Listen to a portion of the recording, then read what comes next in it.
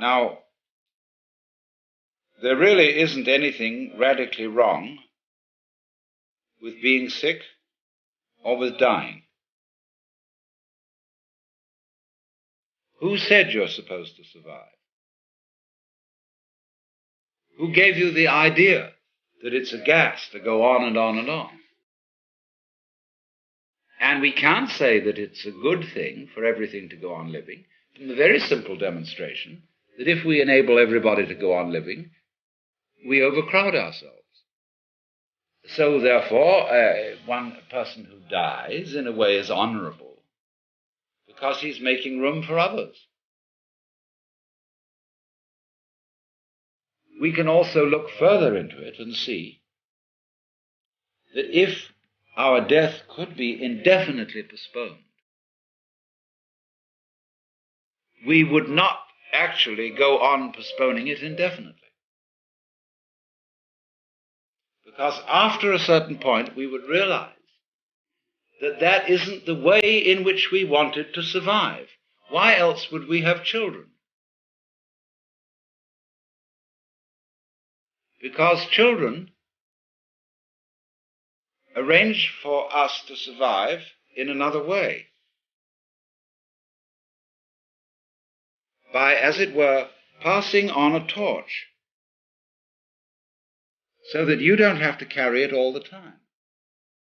There comes a point where you can give it up and say, now you work. It's a far more amusing arrangement for nature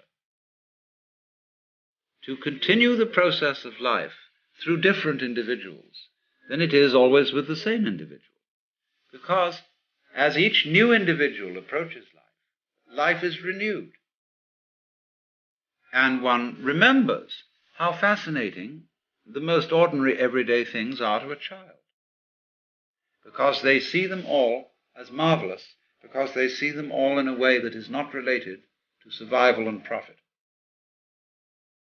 And when we get to thinking of everything in terms of survival and profit value, as we do, then the shapes of scratches on the floor cease to have magic.